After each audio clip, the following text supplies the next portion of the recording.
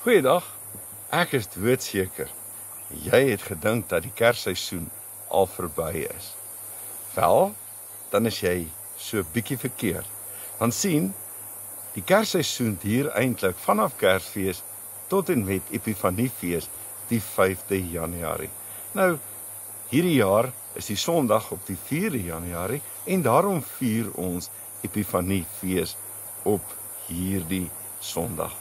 Nou, ons weet mos nou, binne die liturgiese jaar word die kersseisoen dan voorafgegaan deur die adventtyd waar ons ook nadink oor die verwagting, oor die koms van Jesus na die wêreld toe as die Messias, die lang verwagte Messias, waar ons as gelowiges na Christus droom uiteindelik ook oor die wederkoms van Jesus Christus, terwyl ons weet dat hy ook elke dag by ons is tot aan die volëinding van die wêreld.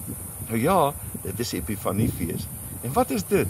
Dit is die fees van die lig, waar die verskyning van Jesus op aarde spesiaal herdenk word. 'n Epifanie is om in 'n oomblik, skielik, onverwags te ontdek dat God se lig anders is as wat ons verwag en dikwels op ander plekke skyn as waar ons ook sou kyk. So 'n dag sou ek sommer so 'n groot bidkers wou aansteek, saam met die woorde van lied 374 uit die liedboek uit wat sê: 'n ster het in die ooste met wonderlig geskyn, 'n teken dat die duister wyk voor 'n kindjie klein. Nou, as ons praat oor die lig van Jesus Christus, wat in hierdie wêreld kom skyn het, dan kan ons mos nou nie anders as om in die begin van so 'n geleentheid ook weer terug te keer na die baie bekende gedeelte in Johannes hoofstuk 1 nie. En dit is 'n foto te gebruik vandag. In die begin was die woord daar, en die woord was by God, en die woord was self God. Hy was reeds in die begin by God. Alles het deur hom tot stand gekom. Ja, nie 'n enkele ding wat bestaan het sonder hom tot stand gekom nie. In hom was daar lewe, en die lewe was die lig vir die mense. Die lig skyn in die duisternis kon dit nie uitdoof nie. En dan wil ek jou ook groet met hierdie woorde: genade en vrede van God die Vader, wat op die eerste dag gesê het: laat daar lig wees. Genade en vrede van Jesus die Seun, wat as lig mens op aarde geword het. En genade en vrede van die Heilige Gees, wat ook ons hart en verstand verlig. Amen. Ek wil vandag graag saam met jou uit 'n baie bekende gedeelte lees, wat ek glo iewerster in die Kerstyd alreeds op jou toneel gewees het. En dit is die teks uit Matteus 2 vers 1 tot 12. En die ander teks wat ek daarmee saam lees is in Jesaja 60 vers 1 tot 6.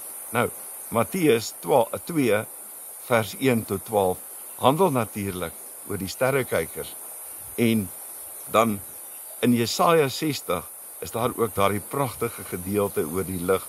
En wat nogal maak dat mense partykeer ook hierdie teks wat 'n mens kry in Matteus 2 vers 1 tot 12 op 'n bepaalde manier ook sou kon interpreteer. Maar voordat ons saam lees, is dit belangrik dat ons sommer net ons hande vou en nader kom na die troon van die Here toe, waar ons so baie welkom is. Hemelse Here, dankie dat U ons altyd in die naam van Jesus Christus in die allerheiligste verwelkom. Dankie dat ons tot by U kan kom, ons U as Vader kan aanspreek. Dankie Here dat ons op hierdie dag ook kan vier weer en kan nadink oor die lig wat in hierdie wêreld kom skyn het, in ons lewe kom skyn het. Jesus ons Here, dat die duisternis hom nie uit ons lewens uit en uit die wêreld uit kan verdryf nie. Here, U is die koning van ons lewe. U is die Here van ons hart, wat ook deur die Gees vir ons U woord gegee het, en wat dit ook lewend maak, en ons bid dat U dan hierdie woord vandag ook vir ons sal seën, in Jesus naam. Amen. Kom ek lees saam met jou. 'n Besoek uit die ooste. Jesus is in Bethlehem in Judea gebore, tydens die regering van koning Herodes. Na Jesus se geboorte het daar sterrekykers uit die ooste in Jerusalem aangekom en gevra, waar is hy, wat as koning van die Jode gebore is? Ons het sy ster gesien opkom, en ons het gekom om hom hulde te bewys. Toe koning Herodes hiervan hoor, was hy en die hele Jerusalem saam met hom ewig ontstel. Hy het toe die priesterhoofde en die skrifgeleerdes van die volk bymekaar geroep en hulle uitgevra waar die Christus gebore sou word. Hulle het hom geantwoord, in Bethlehem in Judea, want so is dit deur die profeet geskrywe. Jy Bethlehem, gebied van Juda, jy is beslis nie die kleinste onder die leiers van Juda nie. Uit jou sal 'n leier voortkom, wat vir my volk Israel 'n herder sal wees. Daarna het Herodes die sterrekykers in die geheim ontbied en noukeurig by hulle vasgestel, wanneer die ster verskyn het. Hy het hulle na Bethlehem toe gestuur met die woorde, gaan doen noukeurig ondersoek na die kindjie, en as julle hom kry, laat my weet, sodat ek ook aan hom hulde kan gaan bewys. Nadat hulle die koning aangehoor het, het hulle vertrek. En kyk, die ster wat hulle sien opkom het hulle gelei, totdat dit gaan staan het bo die plek waar die kindjie was. Toe hulle die ster sien, was hulle baie bly. Hulle het in die huis ingegaan en die kindjie saam met Maria, sy moeder, gesien, en hulle het gekniel en aan hom hulde bewys. Daarna het hulle reissakke oopgemaak en vir hom geskenke uitgehaal, goud, wierook en mirre. En omdat God hulle in 'n droom gewaarsku het om nie na Herodes toe terug te gaan nie, het hulle met 'n ander pad na hulle land toe teruggegaan. En dan in Jesaja hoofstuk 60 vers 1 tot 6. Nou, hierdie gedeelte kom eintlik uit die derde deel van Jesaja uit. Jesaja is 3 dele eintlik, Jesaja 1 tot 39, hulle mense 6 die bietjie voorballingskaptyd, Jesaja 40 tot 55, wat eintlik binne ballingskap lê en ook van die hoopliedere met dit saamdra, knegliedere, alles, en dan Jesaja 56 tot 66. Kyk 'n bietjie verder ook die toekoms in. En baie mense interpreteer dan ook hierdie koms van hierdie sterrekykers ook vanuit hierdie bepaalde teks in Jesaja 60. Kom Jerusalem, laat skyn jou lig. Vir jou het die lig gekom, die magtige teenwoordigheid van die Here het vir jou lig gebring. Daar is donkerte op die aarde, duisternis oor die nasies, maar oor jou gee die Here lig. Oor jou verskyn sy magtige teenwoordigheid. Nasies kom na jou lig toe en konings na die glans van die nuwe dag wat vir jou aangebreek het. Kyk rondom jou, kyk. Hulle kom almal bymekaar, hulle kom na jou toe. Jou seuns kom van ver af, jou dogters word met liefde gebring. Jy sal dit sien en van vreugde straal. Jy sal bewe van blydskap, want die rykdom van die see word joune. Die skatte van die nasies kom in jou besit. Jou land sal vol kamele wees, jong kamele uit Midian en Eva. Almal wat uit Skeba kom, bring goud en wierook en verkondig die lof van die Here. Tot sover dan ons skriflesing. Nou sommer net so 'n bietjie interessant oor die verhaal ook oor die wyse manne of die sterrekykers, as 'n mens wil, wat uit die ooste uitgekom het. Gedagte natuurlik dat hulle ver gekom het, veral as 'n mens ook baie van die gedigte lees, wat mense wat deur die tradisie, deur die geskiedenis eintlik gekom het, moontlik uit Persië uit. Baie keer dink 'n mens dat hulle 3 was, maar ons weet nie heeltemal nie. Die rede daarvoor was omdat hulle 3 geskenke bring, goud, wierook en mirre. En daar is selfs 'n tradisie wat iewers ter vandaan kom, mens weet nie waar die begin daarvan gewees het nie, en wat selfs in die opera van Menotti, Amal en die Nagbesoekers na vore kom, dat daar selfs name is vir hierdie 3 sterrekykers, naamlik Melchior, Caspar en Balthasar. Dis van die name. Nou, punt is, ons weet nie eintlik veel van hulle af, en werklik nie, ons weet nie dat dit mense is, sterrekykers, mense wat die sterre kon bestudeer.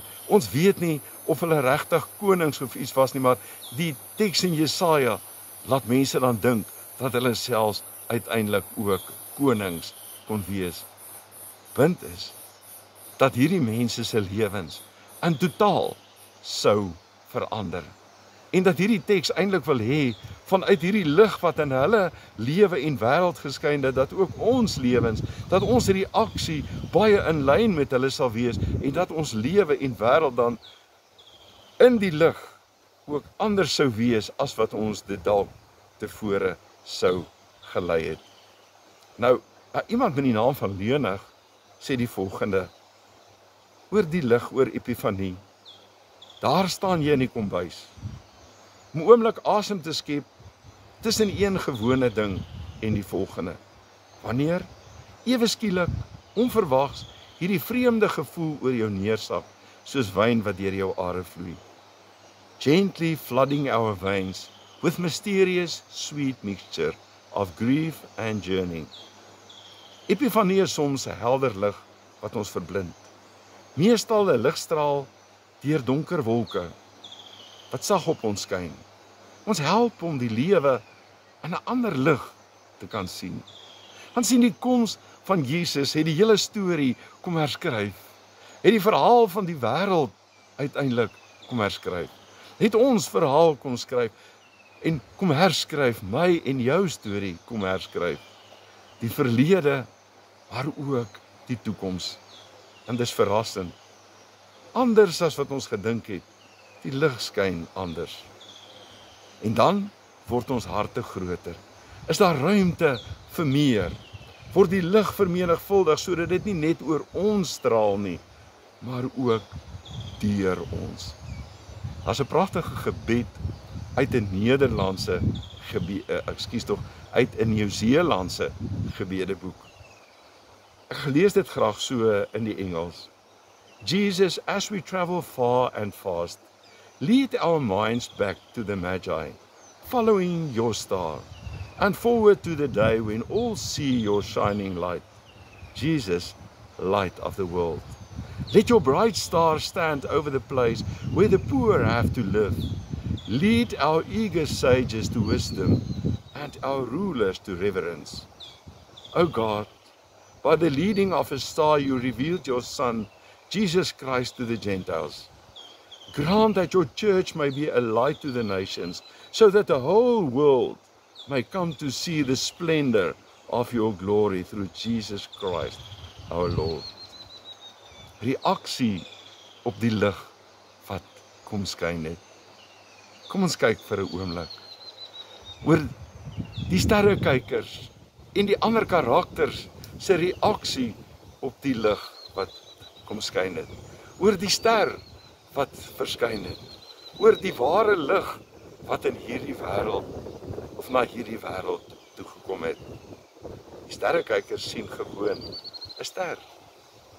En hulle volg hierdie ster. Hulle het iewers iets vanuit hulle wêreld, iets van die betekenis van die ster van 'n koning wat gebore sou word. En hulle volg die lig.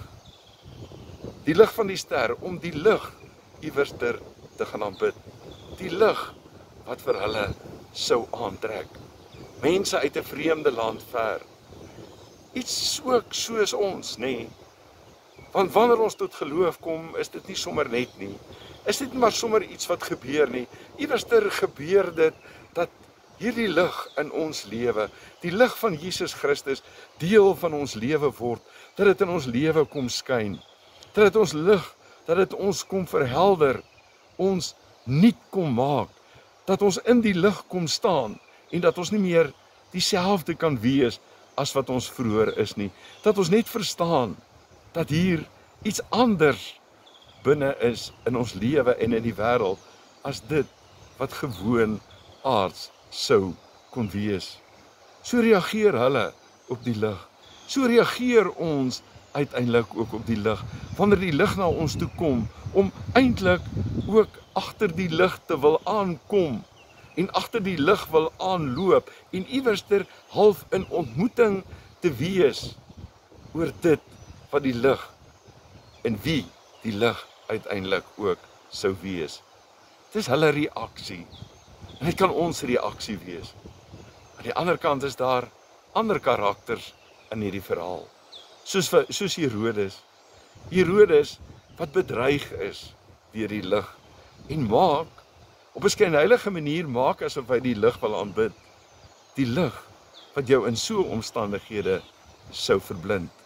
Want sien, Herodes dink dat hy in homself uiteindelik die lig is. Maar eintlik is hy nie eens 'n ware Jood nie. Hy is 'n Idumeer. Hy is 'n wrede persoon wat daarvan niks gedink het om uiteindelik sy eie mense dood te maak nie.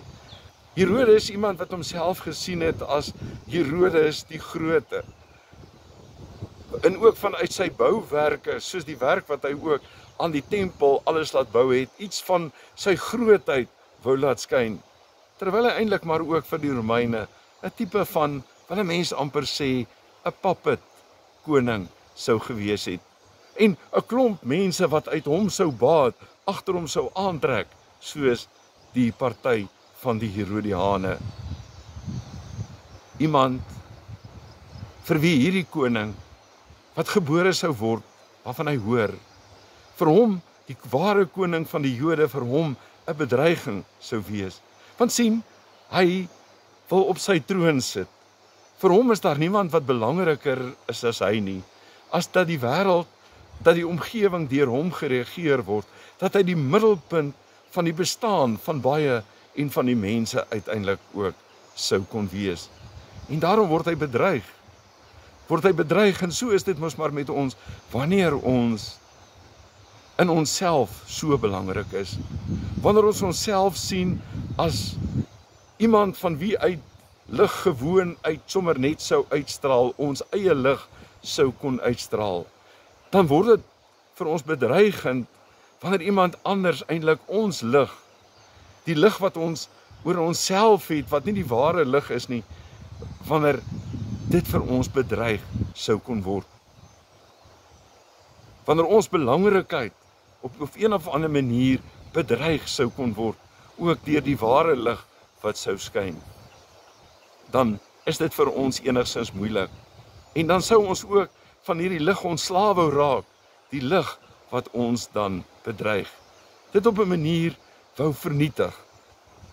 Want dit is wat Herodes dan inderdaad ook doen, is om op 'n skynheilige manier by hierdie mense navraag te doen, by hierdie sterrekykers navraag te doen, ook oor hierdie kindjie wat gebore sou word, om seker te maak dat as hulle die kindjie sou vind, dat hulle uiteindelik ook vir hom sal berig waar die kindjie is, sodat hy ook aan hom hulde kon gaan bewys, sodat hy uiteindelik maar net van hierdie lig wat vir hom sou verblind, ontslae sou kon raak. Wat doen Herodes? Herodes vermoor die kinders van daardie tyd. Hy kom maak die kinders dood. Hy laat die kinders doodmaak tot op 'n sekere ouderdom, omdat hy nie bedreig wou wees deur die ware koning van die Jode, deur die ware lig wat aan kom was na die wêreld toe nie. Hy was bedreig, en daarom dat hy ook die kinders doodmaak, omdat hy in daardie poging vir Jesus ook kon wou doodmaak. Maar dan weet ons wat waar is dat God in beheer is en dat die duisternis nie die lig kon uitdoof nie, nie vir Jesus uiteindelik kon vernietig nie. En dan was daar 'n ander karakter, en dit was die mense van die sogenaamde kerk, wil ons sê, van daardie tyd. Dit was mense soos die priesterhoofde en die skrifgeleerde, by wie daar navraag gedoen is, en wat sou gesê, die inligting sou hê oor waar die Messias gebore sou kon word, die Christus gebore sou kon word. Maar dis eintlik die kerk van destyds, wat eintlik nie die ware kerk nog was nie, want die ware kerk is diegene, is Kuriake, dit is diegene wat aan Jesus Christus behoort. Dis die eiendom van Jesus Christus. Dis diegene wat uit die duisternis uitgeroep is na die wonderbare lig. Maar dit was in daardie tyd ook die volk van die Here, die leiers wat ook aangestel is, wat ook die openbaringsbemiddelaars van die Here ook binne in daardie tyd sou gewees het. Hulle het kennis, maar hulle gee nie om nie. Hulle is eintlik apaties, van sien, uiteindelik voel hulle dat die kerk van daardie tyd, dat die geloofsgemeenskap wat in daardie tyd bestaan het, uiteindelik maar gewoon vir hulle daar sou gewees het.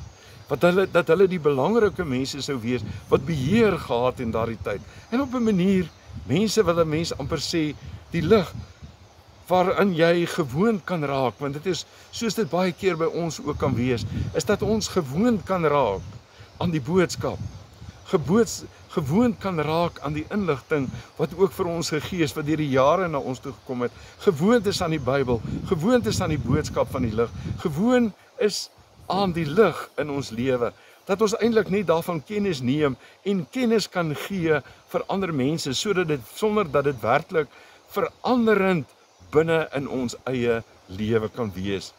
Kerk, wat partykeer ook gewoonte kerk sou kon wees, apaties sou kon staan teenoor die lig, waar die lig nie meer in beheer is nie, maar waarin die persone wat oor die lig moet getuig, die persone is wat dink dat die kerk uiteindelik ook aan hulle sou kon behoort, en hulle in die gebruikmakers daarvan sou kon wees.